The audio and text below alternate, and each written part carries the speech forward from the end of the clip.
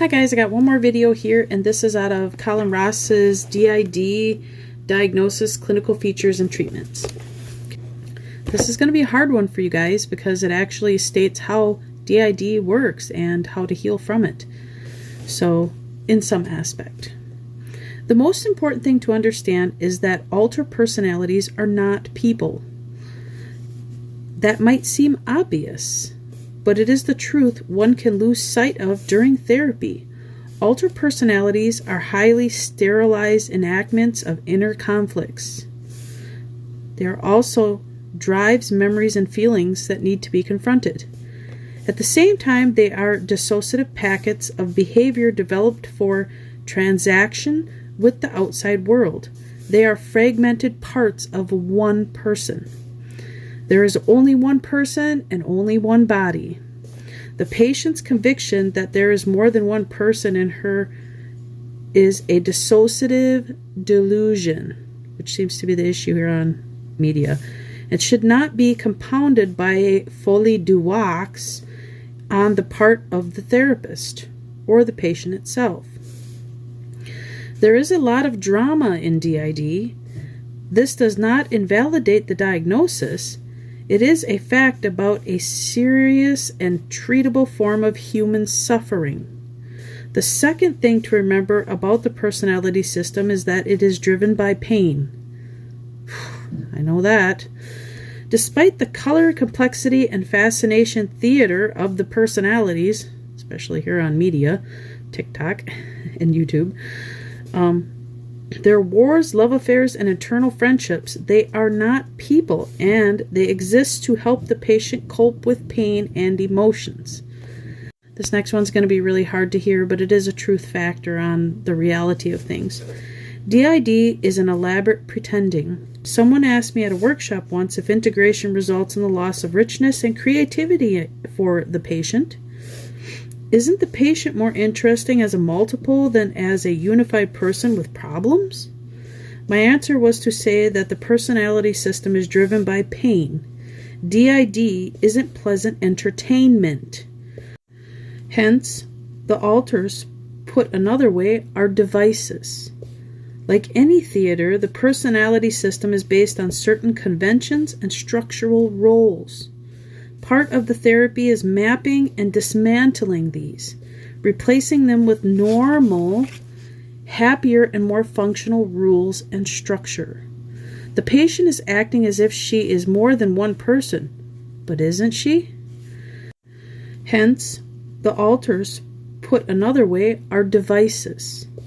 Like any theater, the personality system is based on certain conventions and structural roles. Part of the therapy is mapping and dismantling these, replacing them with normal, happier, and more functional rules and structure. The patient is acting as if she is more than one person, but isn't she?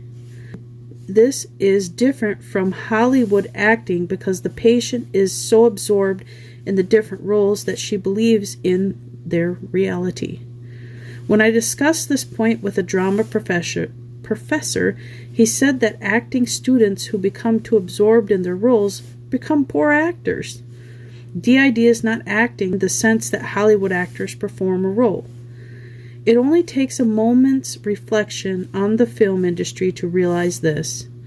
An actor has to do many takes, jumps from scene to scene numerous times in a day, start and stop acting instantaneously, making minute adjustments in the posture, tone, and facial expressions, and carry out numerous other highly controlled actions. If the actor really felt like a cowboy or science fiction hero, he wouldn't be motivated to act, and he would probably be perplexed as to where he was and what he was doing. The actor who became too absorbed in his role would be disoriented and dysfunctional in society. Like DID personalities who come out of the blank spell in a bar surrounded by strangers. The personality system can be organized in any one of infinite number of ways, or it can lack structure and definition. Some DID patients have highly structured systems with rigid amnesic barriers, defined switching sequences, and clear-cut identities for the main alters. Others present more of a shifting sea of partial presence and uncertain identities. Can't talk today.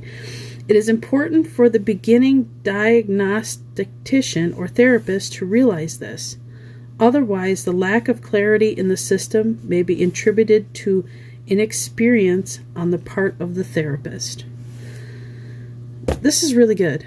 This is from Dr. Colin Ross, and it is the truth of it. It's not an acting party of fun, pretty glitter, all that stuff. Do we do stuff to make ourselves feel good and make videos that make us feel good? Absolutely. But it comes down to it. It is a disorder that takes years and years of healing. And if the healing takes longer, the pain becomes worse, the physical ailments, the health issues become worse. This is what I'm trying to really get across to everybody on these apps. So anyway, that's all I got today. I hope you enjoyed this and it made sense to you, and you're more than welcome to show it with your mental health care professional or do the looking up on it on your own. All right, loves. Bye.